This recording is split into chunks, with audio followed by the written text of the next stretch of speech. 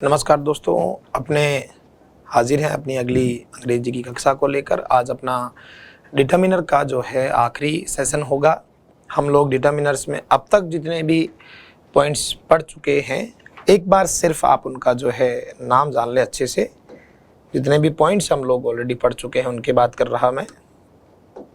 चलिए देखिए, डिटर्मिनर्स में हम लोग बात कर चुके हैं ईच, एवरी, सम, एनी।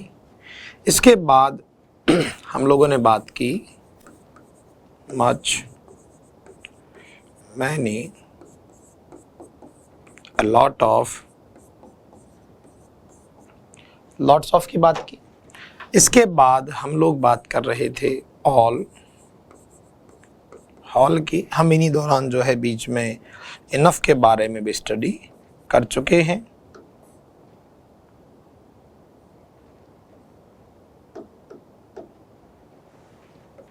खैर चलें आगे।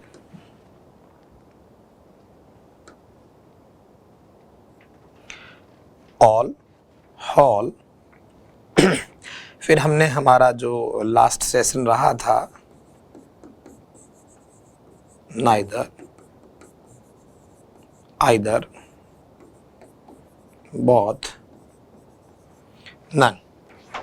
इतने पार्ट्स जो हैं हमारे ऑलरेडी हम कर चुके हैं। यानी देखिए हमारा 1 2 3 4 5 6 7 8 9 10 11 12 13 14 15 हमारे अब तक 15 वर्ड्स के बारे में डिस्कशन हमारा ऑलरेडी हो चुका है। अब अपना आगे का जो इम्पोर्टेंट पार्ट है 16 और 17 नंबर, आज का अपना इम्पोर्टेंट पार्ट इस वजह से भी है क्योंकि अगर डिटर्मिनर नाम की बात की जाए तो सबसे ज़्यादा जो चीज़ें पूछी जाती है परीक्षा में वो भी इन्हीं से मेरा मतलब आपने बहुत शुरुआती स्तर पर ही स्कूल शिक्षा में भी फ्यू और लिटिल के बारे में सिखाना शुरू कर दिया जाता है।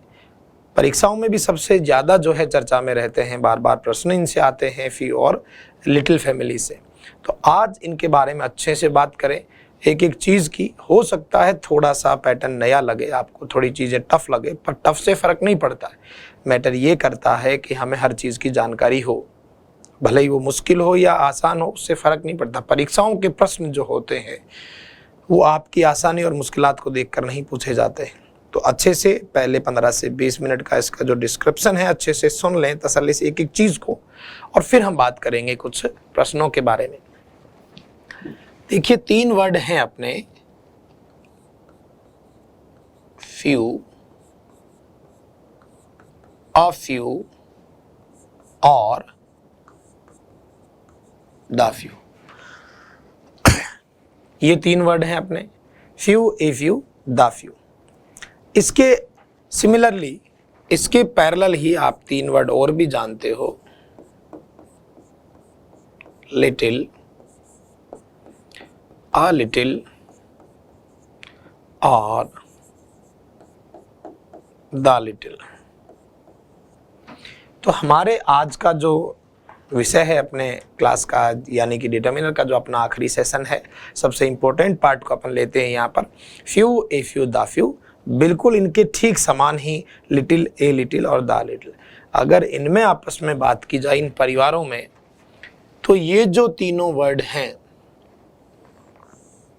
ये आपको ध्यान रहे, ये बताते हैं हमें संख्या, जिसको आप अंग्रेजी में नंबर भी कह सकते हो। और बात करते हैं little, a little, the little की। तो little, a little, the little जो है ये हमें क्या बताते हैं? देखिए मात्रा, जिसे आप कह सकते हैं क्वांटिटी। तो ये तो इनमें सबसे जो मुख्य अंतर है वो ये है कि ये परिवार हमें संख्या के बारे में बात करता है और ये परिवार हमारे मात्रा के बारे में बात करता है। सबसे पहले तो इनका अर्थ हमें जानना जरूरी है, प्योर मीनिंग। कहीं कहीं जगह इनके अपने आप ही कुछ भी अर्थ लगा दिए जाते हैं, सोच लिए जाते हैं, पर ऐसा नहीं है। एक एक चीज को अच्छे से जानकारी हमारे को होनी चाहिए। देखिए फ्यू का जो मीनिंग है, ध्यान रहे, जब तक हमें इनके अर्थ की जानकारी नहीं तब तक अपना काम नहीं हो पाता है। अर्थ से मेरा मतलब है इन सब का मीनिंग हमें पता होना चाहिए, इनकी पूरी जानकारी हमारे पास उपलब्ध होनी चाहिए। अब देखिए सबसे पहले केवल फ्यू और केवल लिटिल की बात करें, अंतर तो इनमें सिर्फ इतना ही है कि ये तीनों संख्या की बात करेंगे और ये तीनों मात्रा की बात करते हैं। Few a few the few की अगर बात की जाए कि few a few the few की, तो देखो इसका मीनिंग जैसा मतलब फ्यू का रहेगा सिमिलर ये भी रहेगा। ए फ्यू का रहेगा वो ए लिटिल का होगा, दा फ्यू का होगा वो दा लिटिल का होगा। फर्क सिर्फ एक शब्द का कि ऊपर वाला परिवार संख्यात्मक आंकड़े की बात करता है और नीचे वाला मात्रात्मक। जैसे फ्यू का अर्थ आप ध्यान से सुने, लिख भी लेना आप, ना के बराबर। ना के बराबर क्या? संख्या। हमें जो फ्यू है वो बताता है ना के बराबर संख्या। और अगर हम बात करते हैं लिटिल की, किसकी बात की जाए? लिटिल की, तो लिटिल सिमिलर है, बिल्कुल कोई फर्क नहीं है।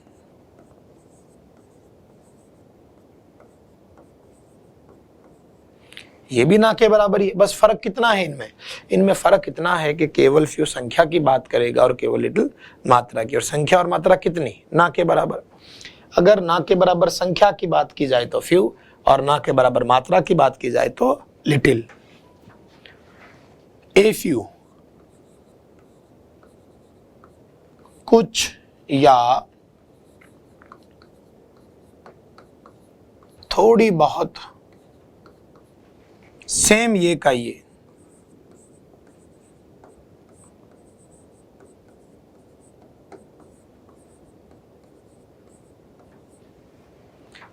क्या फर्क है इन दोनों में कि ए फ्यू का मतलब कुछ या थोड़ी बहुत संख्या, और ए लिटिल का मतलब है कुछ या थोड़ी बहुत मात्रा। है संख्या और मात्रा का फर्क, बाकी जो ये शब्द हैं बिल्कुल एक जैसे के जैसे हैं।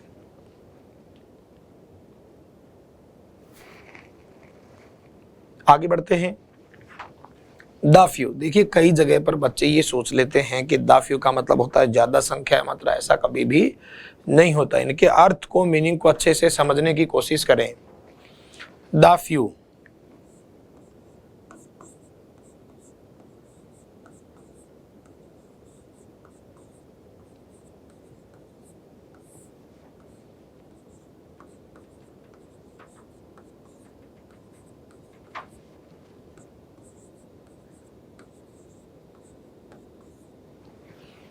जितनी भी है, जो भी है वह पूरी संख्या या मात्रा? संख्या, क्योंकि few a few the few हमें क्या बताते हैं? संख्या बताते हैं। बात करते हैं लिटिल लिटिल दा लिटिल में से दा लिटिल की, देखिए सेम मीनिंग।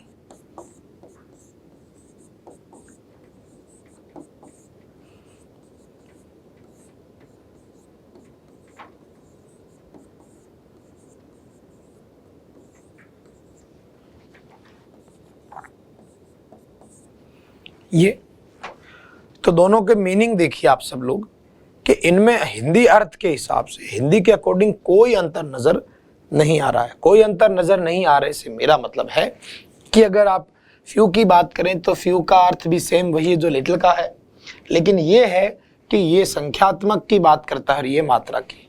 इसके साथ के साथ और हमें क्या जानकारी होनी चाहिए वो भी आप देखें ध्यान से कि ये जो तीनों हैं, क्योंकि ये तीनों के तीनों हमें संख्या बताते हैं, यानी हमें नंबर बताते हैं, तो ये तीनों के तीनों नंबर तो बताएंगे, पर किसका? ऐसे संज्ञा का जो कैसी हो? काउंटेबल। एक तो ये चीज होगी। और दूसरी स्थिति, इन तीनों के साथ कैसे नाउन लिखते हैं हम लोग? Plural countable noun. यानी इन तीनों के साथ, few a few the few के साथ जितने भी नाउन लिखे जाते हैं वो काउंटेबल यानी गणनीय होने चाहिए, और उसमें भी बहुवचन होने चाहिए, प्लूरल काउंटेबल नाउन। अगर इनकी बात की जाए लिटिल आ लिटिल दा लिटिल की, तो इनके साथ क्या सिस्टम है ये देखो। सबसे पहली चीज हमें बताते हैं क्वांटिटी यानी मात्रा। और मात्रा किसकी होती है? जिसको गिनना संभव नहीं है, जिसको गिना नहीं जाता, उसको अंग्रेजी में हम क्या कहते हैं? Uncountable noun. तो ये जब अनकाउंटेबल नाउन की मात्रा बताते हैं तो इन तीनों शब्दों के साथ, तीन कौन, little, a little, the little के साथ नाउन भी कैसा लिखा जाना चाहिए, अनकाउंटेबल नाउन लिखा जाना चाहिए। दोनों चीजों को अच्छे से देखो, हमने यहां दो अलग अलग परिवारों के बारे में बात कर रहे हैं। देखिए ध्यान से,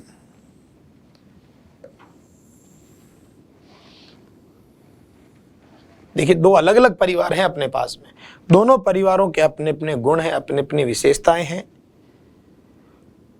अगर आप बात करते हैं few, a few, the few की, तो ये संख्यात्मक की बात करता है, संख्या बताते हैं, और ये मात्रा बताते हैं। संख्या उनकी बताते हैं जिनको गिन सकते हैं, और इनके बाद के जो नाउन है वो हमेशा कैसे होंगे, प्लूरल होने चाहिए।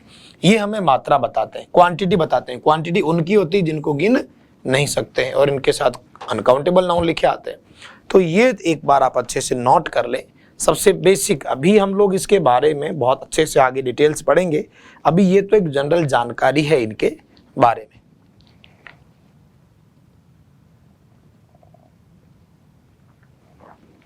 तो यहां तक जो मैंने बताया आप लोगों को वो ये है कि अगर फ्यू की फैमिली की आप बात करते हो तो फ्यू की फैमिली के साथ में नाउन जो होंगे वो हमेशा कैसे होंगे, प्लूरल काउंटेबल नाउन्स। और रही बात अगर आप लिटिल फैमिली की बात करते हैं, लिटिल फैमिली मतलब तीनों कोई भी, तो इनके साथ हमेशा कैसे नाउन लिखे जाने चाहिए,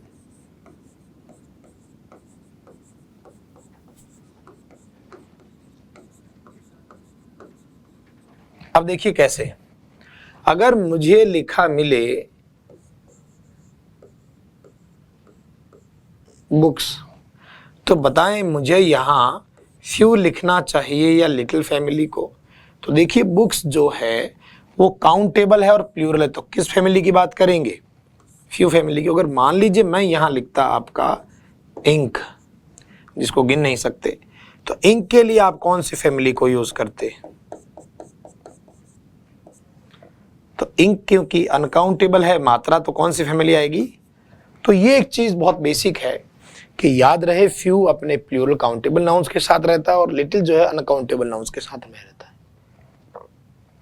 अब हम बात करते हैं इनके विशेष यूज की। ये तो था इनका बेसिक अंतर, बेसिक यानी मूलभूत जानकारी। अब हम बात करते हैं तार्किक अध्ययन की, कहाँ कहाँ किस किस का प्रयोग होना चाहिए और कहाँ कहाँ किस किस का यूज नहीं होना चाहिए। तार्किक अध्ययन तब जाके कहीं, क्योंकि अपने ऑप्शंस वाले सवाल आते हैं तो वहां हमें तार्किक अध्ययन की जरूरत पड़ती है। कौन सा ऑप्शन क्यों तो होगा और क्यों नहीं होगा, इस स्थिति की बात होनी चाहिए, और इसके लिए जी पूरी एक एक जानकारी हमारे पास हो, वही जानकारी देने का प्रयत्न करते हैं हम। अब हमारे पास 6 शब्द हैं, 6 में से 2-2 के जोड़े हैं। Few little 1, a few a little 2, और द फ्यू द लिटिल 3 परिवार। इनको पढ़ते हैं पहले अच्छे से, फिर सवालों के ऊपर चलेंगे। सबसे पहली चर्चा हमारी कर ली जाती है फ्यू और लिटिल की। पहले इनके बारे में बात की जाए आज। केवल फ्यू और केवल लिटिल की अगर आप बात करते हो तो इनके बारे में हमें क्या ध्यान, दोनों का देखो मीनिंग ध्यान से सुन ले। केवल फ्यू ना के बराबर संख्या, केवल लिटिल ना के बराबर मात्रा। ये तो मीनिंग है सिर्फ इनके, उनके यूज के लिए हमको क्या क्या ध्यान रखना है उसकी बात करें तो देखिए ये दोनों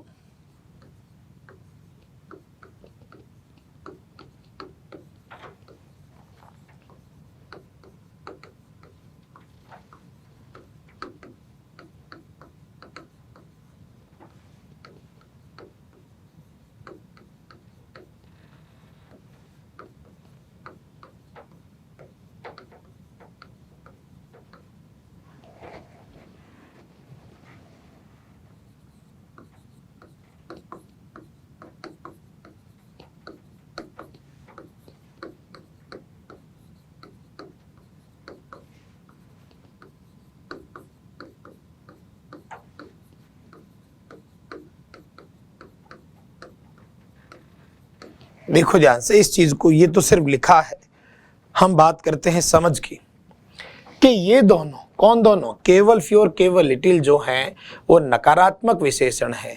नकारात्मक विशेषण जो है यानी कि नेगेटिव मीनिंग रखते हैं। हमारे पास जो 6 शब्द हैं, फ्यू लिटिल ही नेगेटिव, बाकी a few a little negative नहीं है, the few the little negative नहीं है। केवल फ्यू और केवल लिटिल यानी ये जो दोनों शब्द हैं अपने, ये कैसे एडजेक्टिव हैं, ये दोनों अपने नेगेटिव एडजेक्टिव्स हैं यानी कि नकारात्मक विशेषण है। ये तो रही एक चीज कि इनके उपयोग से सेंटेंस में जो संख्या और मात्रा है वो बिल्कुल ना के बराबर हो जाएगी या नहीं के बराबर हो जाएगी और सेंटेंस थोड़ा सा नकारात्मक भाव रखेगा। फिर मैंने एक बात कही कि इनका यूज करने के लिए 3 स्थितियां होनी चाहिए। इनके यूज के लिए हमारे पास में 3 स्थितियां उपलब्ध होनी चाहिए। देखिए कौन कौन सी है वो। सबसे पहली, अगर सेंटेंस में कोई स्पेशल रीजन, कोई विशेष कारण दे रखा हो,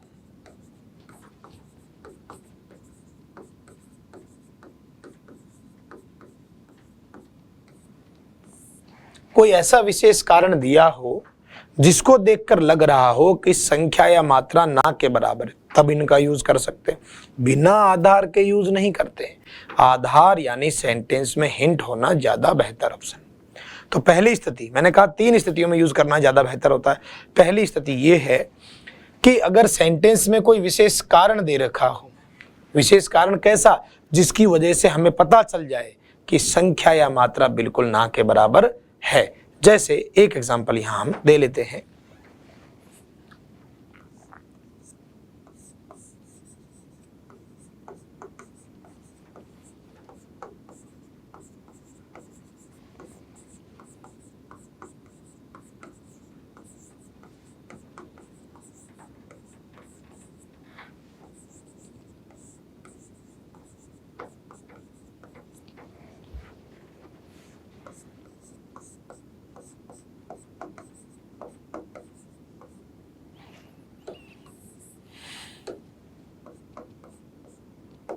ये कोई सेंटेंस, इसको अच्छे से पढ़ लेते हैं कि हम बात कर रहे हैं केवल फ्यू केवल लिटिल का जो यूज है वो 3 अलग अलग स्थितियों में सबसे बेहतर मानते हैं। तीनों स्थितियों का अध्ययन कर लेते हैं। पहली स्थिति मैंने कहा कि सेंटेंस में जब विशेष कारण दे रखा हो, क्या विशेष कारण दे रखा हो जिसको पढ़कर हमें पता चल जाए कि संख्या या मात्रा ना के बराबर ही होगी। जैसे देखिए ध्यान से कि नदी पूरी तरह से ड्राइड अप, सूख गई है। नदी पूरी तरह सूख गई है क्योंकि अब उसमें इतना ही पानी बचा है। तो यहां देखो कि यहां पर हमारे पास एक विशेष कारण है जिसकी वजह से हमें पता चल रहा है कि संख्या या मात्रा बिल्कुल ना के बराबर बची होगी। अब ये सेंटेंस को पढ़ ले कि नदी पूरी तरह सूख गई है क्योंकि इसमें अब इतना सा ही पानी बचा है। तो आपके पास हिंट है कि पूरी सूख गई मतलब पानी बचा नहीं, और नहीं बचा। बात करते हैं पानी की। पानी की संख्या होती है या मात्रा। देखिए पानी को गिना जा नहीं सकता और जिनको गिन नहीं सकते उनको अपन अनकाउंटेबल बोलते हैं और उनके लिए लिटिल फैमिली आएगी। और यहाँ तो विशेष कारण है जिसकी वजह से संख्या या मात्रा ना के बराबर है। इस वजह से यहाँ जो अपना उत्तर होगा वो होगा क्या, लिटिल, केवल लिटिल। तो ये थी हमारी एक स्थिति कि अगर सेंटेंस में कोई विशेष कारण दे रखा हो जिसकी वजह से संख्या या मात्रा ना के बराबर हो तब इसका यूज करते हैं। देखिए दूसरी स्थिति,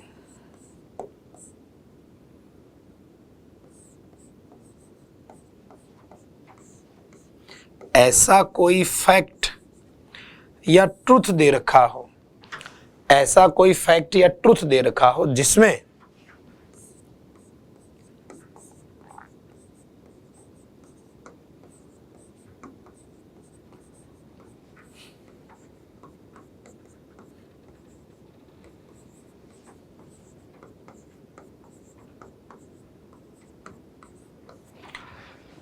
क्या कह रहा है दूसरा पॉइंट कि दूसरी स्थिति इसकी यह है कि जब कोई सेंटेंस में ऐसा फैक्ट लिख रखा हो, कोई सार्वभौमिक तथ्य लिख रखा हो और उसमें हमें किसी आधार की जरूरत नहीं, हमें पता लग जाए कि संख्या मात्रा नहीं है इसमें।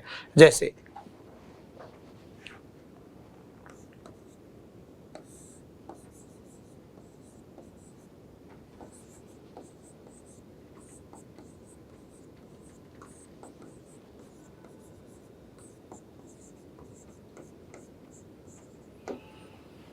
बात की जाए इन सेंटेंसेस की, तो इस सेंटेंस में क्या कह रहा है, सुन ले आराम से, कि इतने व्यक्ति हैं मुक्त पाप से।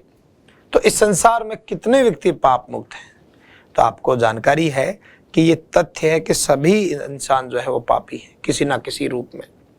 खैर, तो ये तथ्य है कि हम में से इतने इंसान, अगर मान लीजिए मैं यहाँ लिखता कि हम में से इतने इंसान जिंदा रहेंगे, तो आपको भी पता है कि ये तथ्य है, हम में से जिंदा एक भी नहीं रह रहा या ना रहेगा।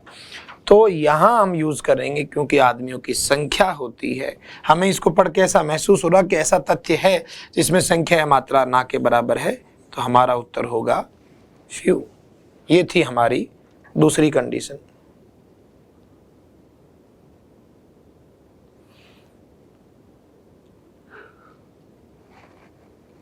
अब बात करते हैं तीसरी।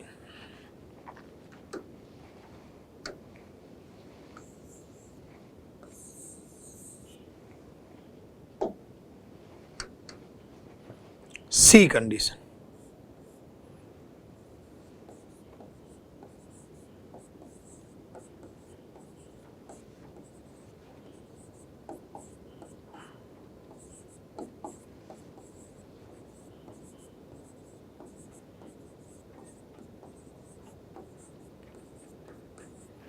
तीसरी स्थिति यह है कि मान लीजिए ऐसा कोई प्रश्न आ रहा हो, ऐसा कोई प्रश्न आ रहा हो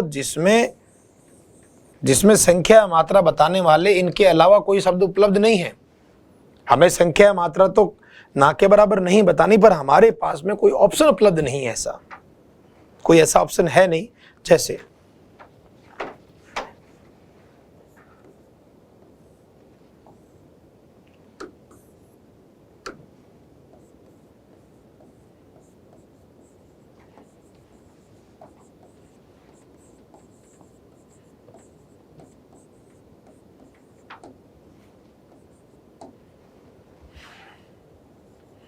ऑप्शन देखें,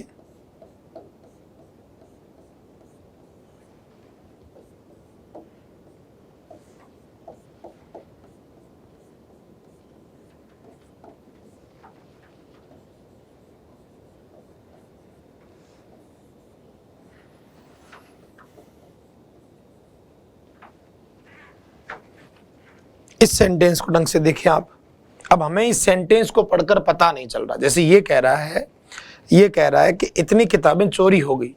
अब इस सेंटेंस को देख के हमें कहीं से कुछ अनुमान नहीं लग पा रहा, ना तो इसमें कोई कारण है ना कोई ये तथ्य है। और जब कारण तथ्य नहीं है तो हम सोच लेंगे कि थोड़ी बहुत किताबें होंगी। थोड़ी बहुत के लिए तो फिर ए फ्यू ए लिटिल होना चाहिए था, ज्यादा बेहतर तो ए फ्यू ए लिटिल रहता, लेकिन यहाँ ऑप्शन उपलब्ध नहीं है। आप देखें जग से, हम बात करेंगे किताबों की। किताबों की संख्या होती है या मात्रा? संख्या होती है।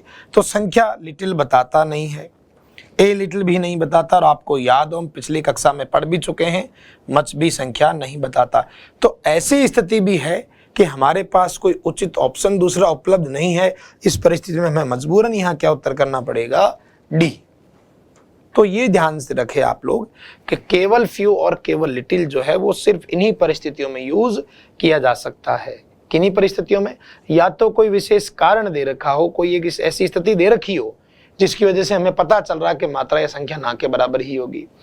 दूसरा, अगर कोई ऐसा फैक्ट दे रखा, कोई तथ्य दे रखा है जिसमें हमें पता लग रहा हो, क्योंकि फैक्ट नॉर्मली सभी को पता रहते हैं। और तीसरा, अगर कोई उचित ऑप्शन नहीं है, मजबूरन फिर हमें जो है इनको लिखना पड़ रहा हो, तब एक स्थिति जरूर बनती है। तो इन सबको एक बार अच्छे से नोट कर ले। ये था हमारा जो उपयोग है केवल फ्यू और केवल लिटिल का। केवल फ्यू और केवल लिटिल के बारे में बात कर लेते हैं। ये है आगे।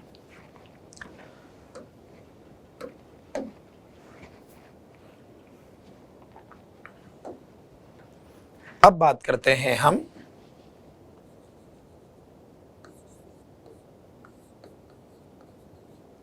ए फ्यू और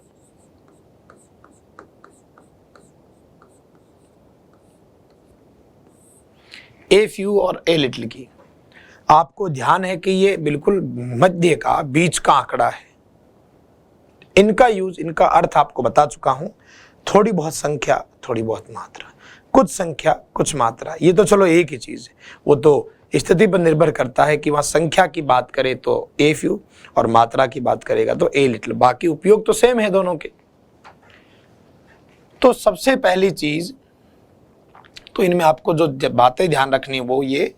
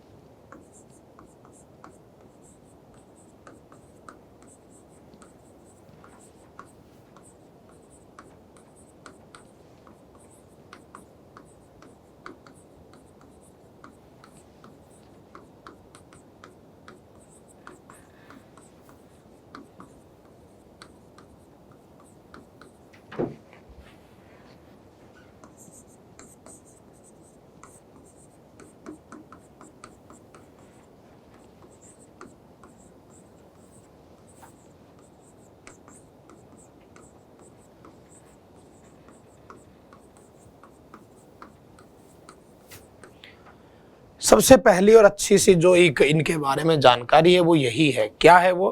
कि अगर सेंटेंस में कोई आधार नहीं दिया हो, आधार से मेरा मतलब कुछ पता नहीं चल रहा हो, पढ़कर पता नहीं चल पा रहा हो कि वो संख्या या मात्रा कितनी है, ठीक है। दूसरी बात, या फिर कोई पता नहीं चल पा रहा कि संख्या मात्रा कितनी, मतलब कोई आधार नहीं हमारे पास, ऐसी स्थिति में हम किसका यूज करते हैं? या तो ये स्थिति या फिर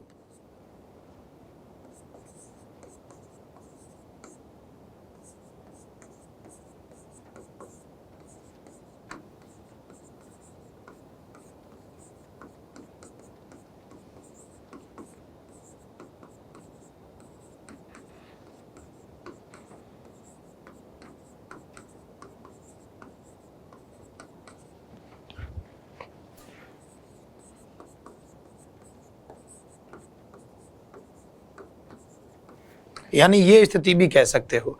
हालांकि इसके लिए बहुत ज़्यादा अलग से देखने की ज़रूरत नहीं। आपको जब भी कोई ऐसा सेंटेंस मिले जिसमें आपको पता नहीं चल पा रहा हो कि संख्या मात्रा कितनी है, उस स्थिति में फिर अपन इनको आधार मानते हैं। यानी सबसे बेस्ट प्रेफरेंस जो है वो इनका जाता है। जैसे एक अभी कुछ हाल ही में 1-2 वर्षों पहले एक प्रश्न आया हुआ है, उसके ऊपर डिस्कस कर लेते हैं हम लोग।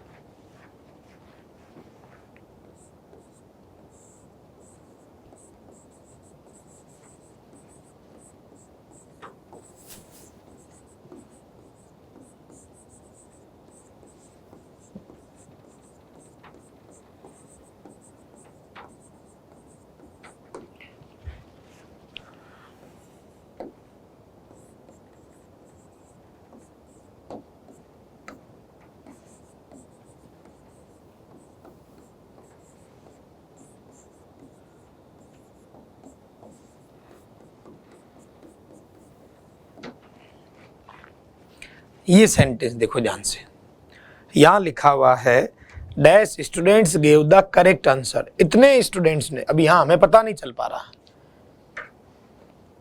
कोई आधार नहीं मिल पा रहा कि संख्या या मात्रा कितनी। ये किसी परीक्षा का ही प्रश्न हो सकता है, ऑप्शन में मैंने कोई आगे पीछे कोई शब्द लिख दिया हो। बाकी आपको जो मुद्दा अपना समझाने का है वो बिल्कुल अपन अच्छे से समझा पाएंगे। तो मैंने कहा स्टूडेंट्स इतने, यहाँ संख्या पता नहीं चल रही, दिया सही उत्तर। अब हमें यहाँ ना तो कोई हिंट है, देखिए अच्छे से वाक्य को, ना तो हमारे पास यहाँ कोई हिंट मौजूद है, ना हमें पता चल पा रहा कि संख्या कम है या ज्यादा। अब सही उत्तर ज्यादा लोग भी दे सकते हैं और कम भी, कोई ये कोई तथ्य थोड़ी है संसार का। तो ऐसी जब स्थिति बन रही हो और हमें यहाँ पता चल रहा है स्टूडेंट्स की संख्या होती है, तो संख्या के हिसाब से मात्रा वाले शब्द को तो हटा दो। एनी का साधारण वाक्य में यूज करते नहीं है। और आपको मैंने कहा फ्यू और ए फ्यू, तो आते तो दोनों ही संख्याओं के लिए, लेकिन फ्यू के लिए तो हिंट चाहिए, फैक्ट चाहिए, और ऑप्शन उपलब्ध है उचित। तो ऐसी स्थिति में हमारा सही उत्तर होगा ए फ्यू, और हम यहां लिखेंगे ए फ्यू, और यही सही माना गया। तो ये था ए फ्यू और ए लिटिल के बारे में, कि जब हमारे पास कोई आधार उपलब्ध नहीं हो, हमें पता नहीं चल पा रहा सेंटेंस को देखकर कि संख्या या मात्रा कितनी है, उस स्थिति में इसका यूज किया जाता है। तो देखिए हमारे पास दो बिंदु हो चुके हैं, केवल फ्यू केवल लिटिल जो कि नेगेटिव है, 3 स्थितियां हैं, और ए फ्यू ए लिटिल जिनके लिए ये कंडीशन। अब बात करते हैं अगले और आखिरी बिंदु की।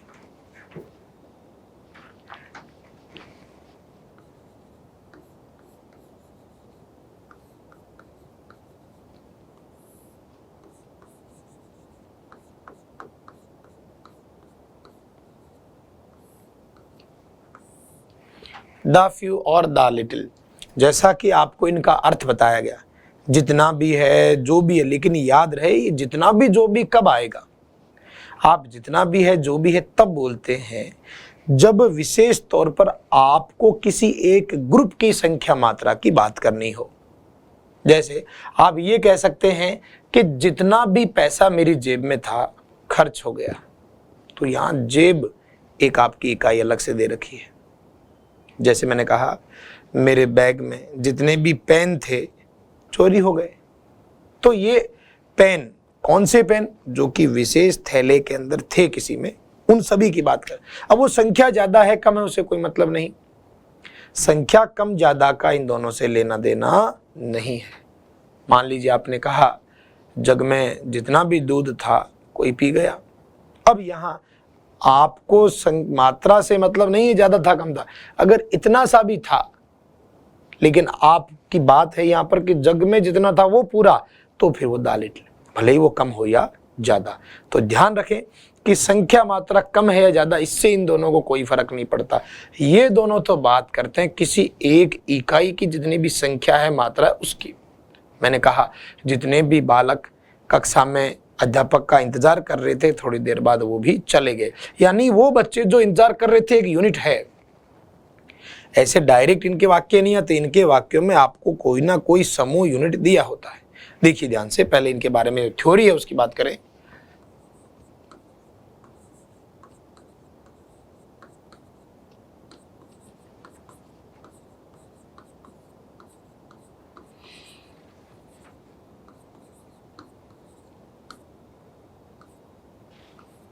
इकाई, आप ये हिंदी में कोई बाई चांस मिस्टेक हो तो देखें, मैं इंग्लिश से हूँ तो मुझे हिंदी में मात्राओं का हल्का फुल्का कहीं वेरिएशन हो तो आप उसको अदरवाइज ना ले, ये आपकी सुविधा के लिए मैं लिखने की कोशिश करता हूँ।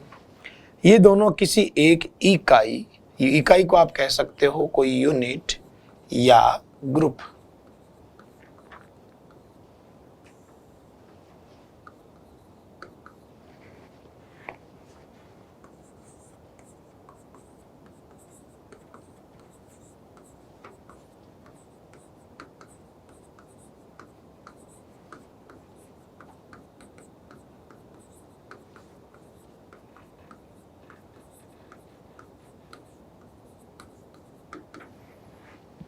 पहली चीज तो ये ध्यान रखो कि ये दोनों किसी एक यूनिट कह दो, किसी एक ग्रुप कह दो, उसकी पूरी की पूरी संख्या या मात्रा की बात करते हैं। पूरी की पूरी संख्या, पूरी की पूरी मात्रा का मतलब चाहे वो कम हो या ज्यादा, इससे कोई फर्क नहीं पड़ता। एक तो ये चीज है। दूसरा मतलब आप यहां ये ध्यान रखें कि आपको विशेष तौर पर कोई यूनिट या समूह या कोई एक चीज हिंट दिया होगा। दूसरी चीज,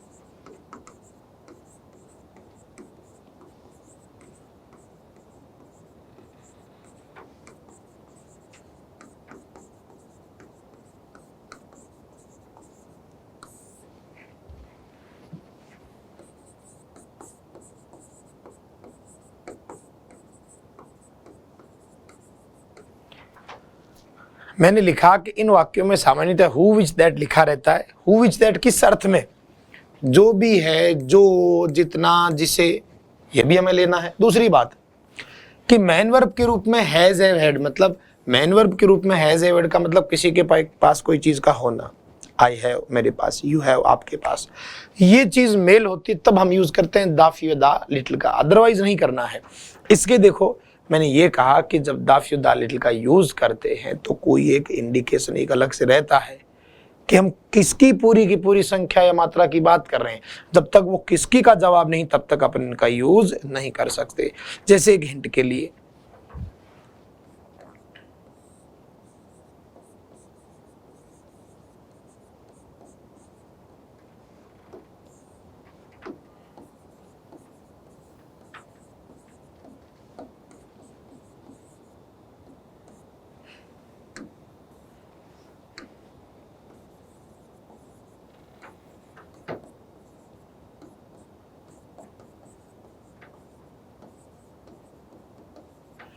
ये सेंटेंस कि इतने विद्यार्थी जो इंतजार कर रहे थे, जिन्होंने इंतजार किया, had left after a while, वो थोड़ी देर बाद में चले गए। यानी एक आपको हिंट दिया, एक झुंड, कौन से स्टूडेंट जो इंतजार कर रहे थे, वो भले ही 2 हो या 5 हो, पर जो स्टूडेंट वेट कर रहे थे वो सब की बात करता है।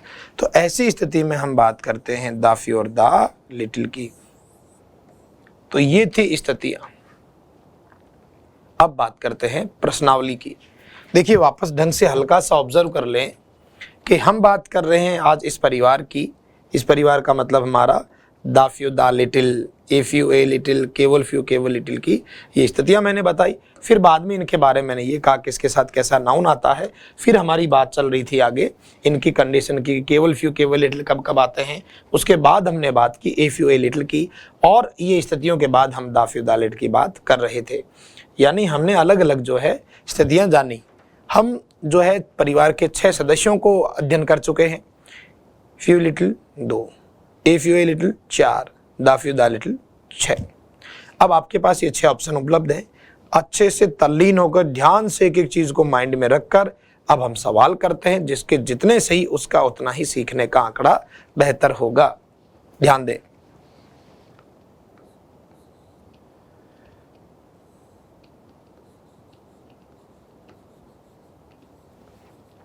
मैं हिंदी बोलते चलता हूं ताकि आपकी थोड़ी मदद हो सके।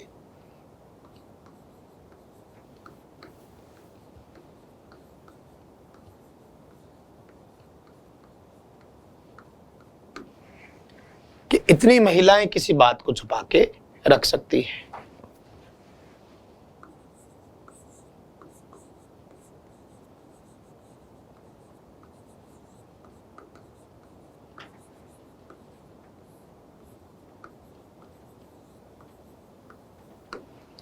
कृपया मुझे इतनी चीनी दो।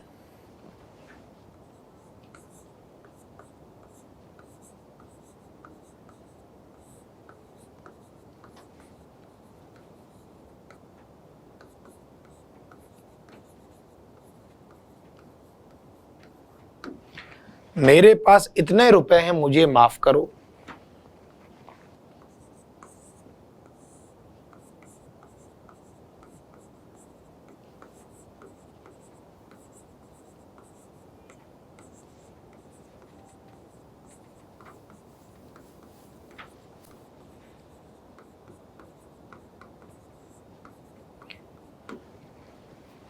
किताबें जो आपके पास थी वो पिछली रात को चोरी हो गई।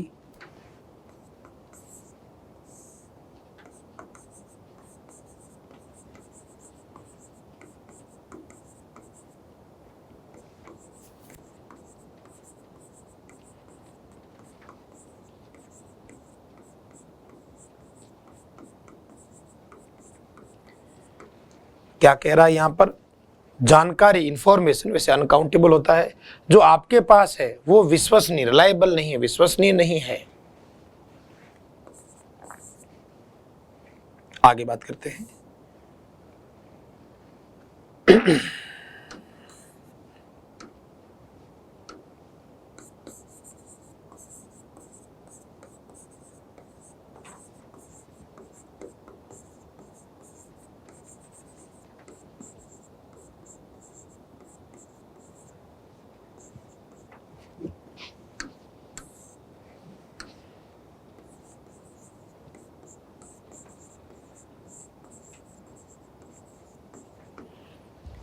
डॉक्टर ने मुझे एडवाइस किया इतने दिन आराम करने को।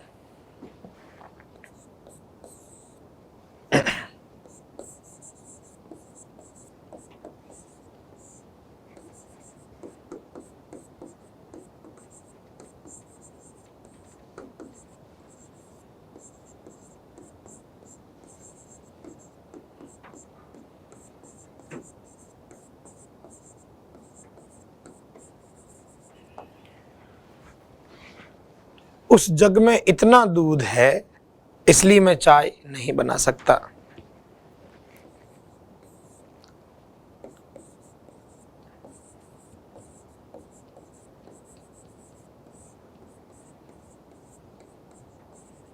उसने मुझे इतनी किताबें दी,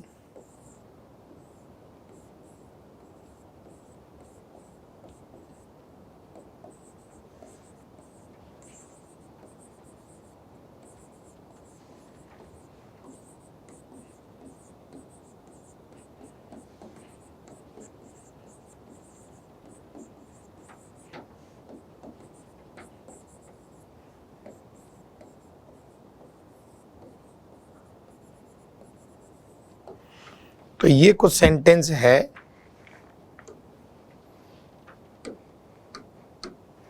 आपको अलग अलग परिस्थितियां बताई गई है, आपको अच्छे से स्टडी करना है माइंड में वापस वो सारी चीजें, और फिर देखते हैं किसके कितने सही। जब तक याद रखें, जब तक कोई हिंट उपलब्ध नहीं हो, जब तक कोई हिंट उपलब्ध नहीं हो तब तक हम ये नहीं मालूम कर सकते कि संख्या या मात्रा कितनी है। इसीलिए ध्यान रहे संख्या मात्रा का हिंट हो तभी आगे काम किया जा सकता है। क्योंकि आप जब तक स्टडी करेंगे, आप जब तक स्टडी करेंगे तब तक वो चीज़ें। एक लास्ट वाले का मैं मीनिंग नहीं बता रहा था आपको कि उसने मुझे इतनी किताबें दी, लोग इतने लोग जो आए वो भी प्रोग्राम में इंटरेस्टेड नहीं थे। एक जगह और है यहाँ, तो इसको भी अपन पूरा कर लेते हैं।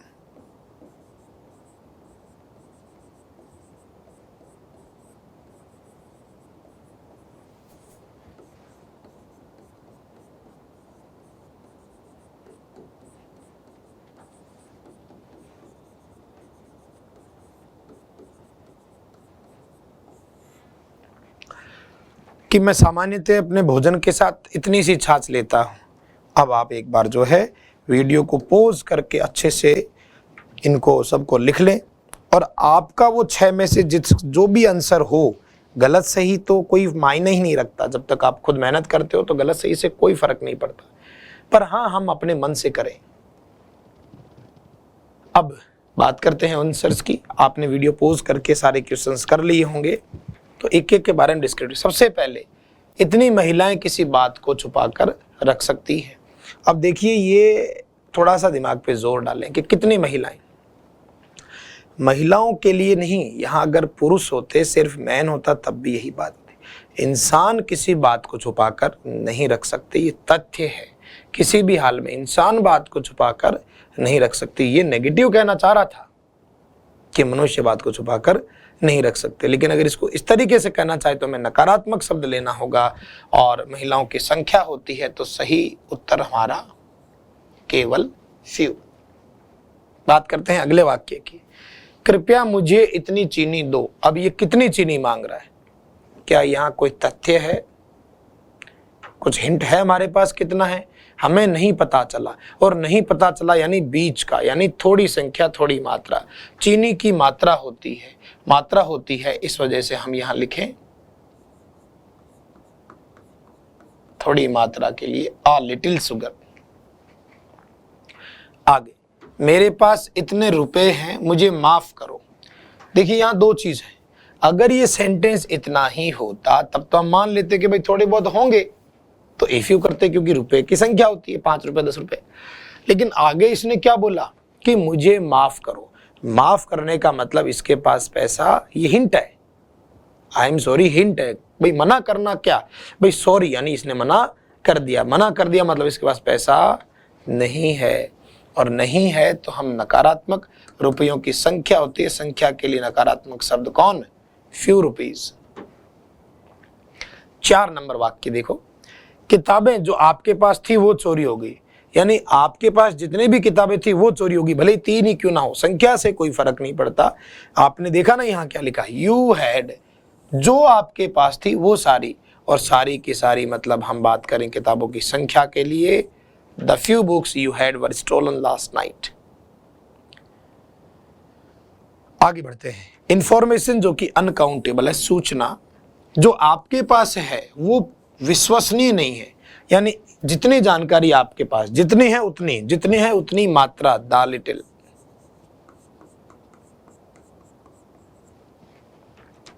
आगे बढ़े। डॉक्टर ने मुझे सलाह दी आराम करने की इतने दिन। अब यहां पर आधार तो है नहीं, कितने दिन के लिए कहा, तो हम मानेंगे कुछ दिन, मिड में, बीच का हिस्सा लेते हैं, और दिनों की संख्या तो हम लिख सकते हैं ए फ्यू। आगे बात करते हैं कि जग में दूध है। अगर ये सेंटेंस इतना ही होता तब तो हम ये मान लेते कि थोड़ी बात तो है, दूध होगा, ए लिटिल अपन कर लेते। लेकिन आगे देखिए, इसने आगे एक चीज और ऐड कर दी कि मैं चाय नहीं बना सकता या चाय नहीं बनाई जा सकती। इसका मतलब उसमें दूध बिल्कुल ही ना के बराबर, और दूध की मात्रा होती है। देखिए इसने इशारा किया ना इधर, ये इशारा, ये हिंट होना चाहिए, तब जाके केवल फ्यू केवल लिटिल आता है। तो ये इशारा है इसमें। उसने मुझे दी इतनी किताबें। अब यहां हमें पता चल नहीं रहा कितनी किताबें दी, 1 दी, 150 दी, 500 दी। जब हमें नहीं पता होता तो बीच का रास्ता, ए फ्यू बुक्स। आगे बात करें, लोग संख्या होती है, जो आए, जितने आए, were also not interested in the programme. जितने लोग आए वो भी प्रोग्राम में इंटरेस्टेड नहीं थे, और नहीं थे, जितने आए उतनों की संख्या हम लिखेंगे क्या, द फ्यू। अगला और आखिरी वाक्य आज का, मैं सामान्यतः लेता हूं। अब छाछ, बटर मिल्क, छाछ, आपको पता है इसकी मात्रा होती है। मेरे भोजन के साथ मैं कितनी छाछ लेता हूं, मुझे क्या पता। यहाँ सेंटेंस को देखकर पता नहीं चल पा रहा कि छाछ पीता है या नहीं। इसका मतलब हम ये मानेंगे बीच का रास्ता, कि हमें तो पता नहीं था, तो थोड़ी बहुत छाछ की मात्रा होती है। इस वजह से उत्तर अपना क्या होगा, ए लिटिल। A little. एक बार अच्छे से इनको वापस पोज करके एक एक चीज को डिस्क्रिप्शन से देखें, और देखिए अगर मैं मानता हूं कि अगर आपने पहली बार भी किया है और पहली बार में ही अगर आपके 3-4 से ऊपर सही हैं तो ये एक अच्छी स्थिति है, और जिनके 1-2 ही गलत हुए हैं वो बहुत अच्छी स्थिति में, और जिनके कंप्लीट लगभग सही है वो वास्तविकता में अच्छे सिंगर जो है मेहनत अच्छा कर रहे हैं। तो ये था हमारा फ्यू और लिटिल का। देखिए जब तक हम लोग इस तरह का अध्ययन नहीं करते हैं, सिर्फ अगर मैं आप बात करें, ध्यान दें, हमने जो शुरुआत में बात की, अगर इतना ही बता कि अगर आपसे क्वेश्चंस करवाए जाएं तो हमारे पास तुलनात्मक अध्ययन उपलब्ध नहीं है। जब तक पूरी जानकारी नहीं होती है तब तक हम कारण परिणाम नहीं जान सकते। सिर्फ कारण से नहीं, उसका परिणाम भी पता होना चाहिए, ऐसा क्यों हुआ, कोज रीजन होना चाहिए हमारे पास। तो ये था आज का सेशन अपना, जो कि हमारे डिटरमिनर्स का आखिरी पार्ट था। देखिए मुख्य पार्ट मोस्टली हो चुके हैं हमारे, बहुत ज्यादा डीपली क्वेश्चन नहीं आते, लेकिन फिर भी मैंने एक चीज आपको यहाँ बता दी है। अब अपना वर्ड मीनिंग का सेशन देख लेते हैं। ध्यान दे, हमने कल यानी पिछली कक्षा में कुछ ग्रुप्स बताए थे, आज भी उन्हीं ग्रुप्स के आगे अपना चलने दें आगे पॉइंट।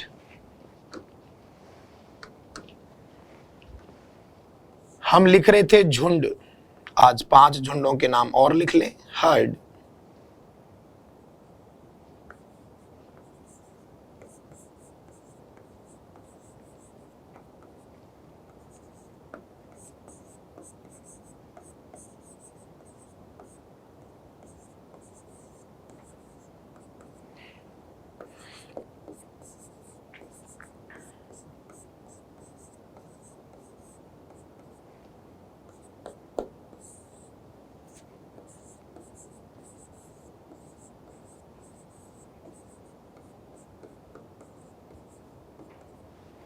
ये 5 समूह हैं, किसके हैं देखिए।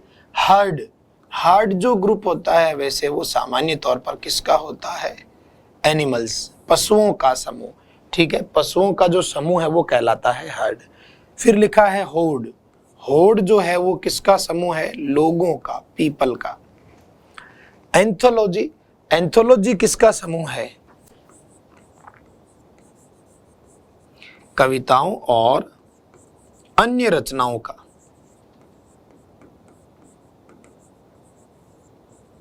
कविताओं और अन्य रचनाओं का जो संग्रह होता है वो एंथोलॉजी। बैटरी, देखिए गाड़ी में, फोन में बैटरी आती है वो भी यही होती है, पर बैटरी एक चीज का समूह भी होता है। इसके अलावा किसका समूह होता है? बड़ी बंदूकों का, जिसको तोप कहते हैं, या हथियारों का जखीरा भी कह सकते हैं, जिसको हिंदी में तोप खाना भी कह दिया जाता है, शस्त्रागार भी कहते हैं बैटरी। कांग्रीगेशन, कांग्रीगेशन होता है पूजा करने वालों का समूह। जैसे मान लीजिए 2-4 साथी मिलकर आरती अर्चना कर रहे हैं, पूजा कर रहे हैं, अपने इष्ट को याद कर रहे हैं, तो उनका जो समूह वो कांग्रीगेशन कहलाता है। इनको लिख लें आराम से। रोज हमारा जो है अलग अलग वर्ड मीनिंग का सेक्शन चलता है, अच्छे से उस चीज का ध्यान रखें।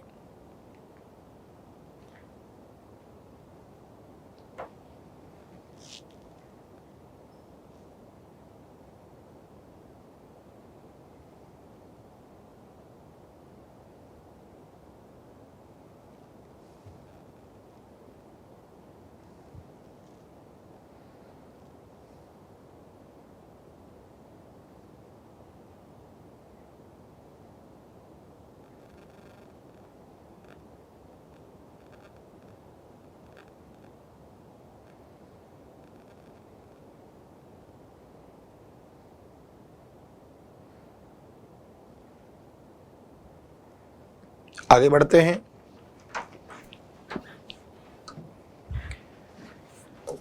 इसके अलावा हमारा जो सेक्शन चलता है ग्लोसरी का, वो भी हम 5 लिखते हैं।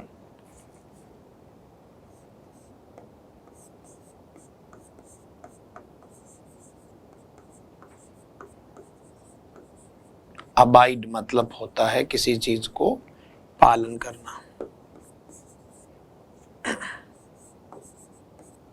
ब्लैकमेल बहुत कॉमन वर्ड है ब्लैकमेल, पर इसका बिल्कुल हिंदी में अर्थ पता होना चाहिए।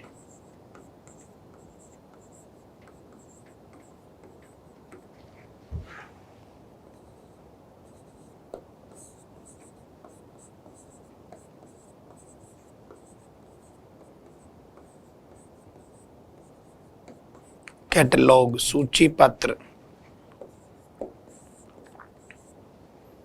डिप्लॉय,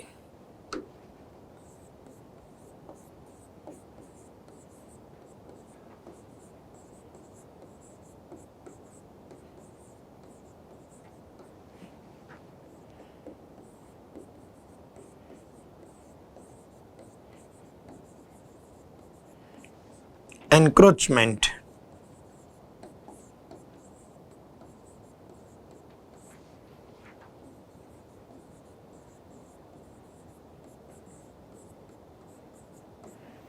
अवैध कब्जा, एनक्रोचमेंट, अधिक्रमण बोलते हैं जिसको।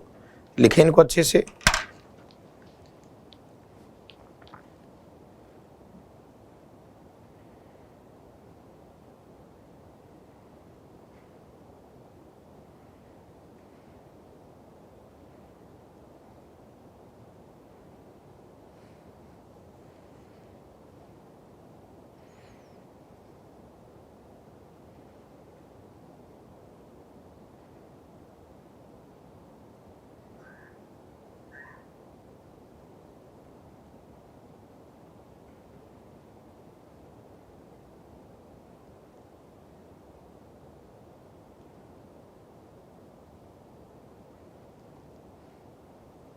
आगे कंफ्यूजेबल वर्ड देखिए, वही रोज के 3। ग्रेट, अग्निकुंड कह दें या भट्टी होती है ना आग की, वो ग्रेट। महान कह दीजिए, बड़ा कह दें। फोर्थ, फोर्थ यानी आगे, जैसे एक अंग्रेजी में शब्द होता है फॉरवर्ड, वो एक अपना गिनती वाला फोर्थ, क्रम बदला फोर्थ, जिसको हम कहते हैं चौथा।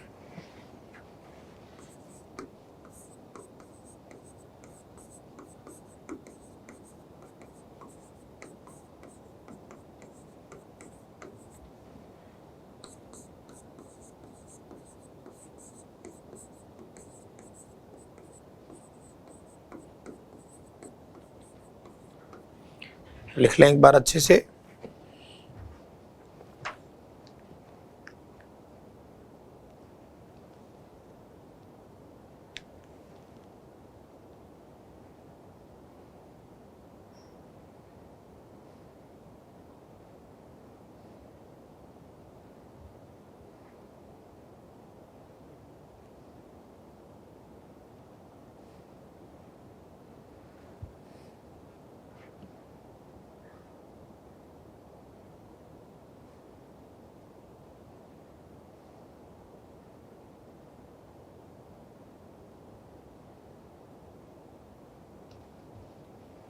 आगे इसके अलावा हम लिखते हैं कहावत मुहावरे रोज के 5 इडियम फ्रेज जिसको बोलते हैं।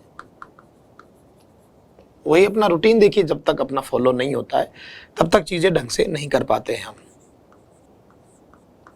Left handed complement,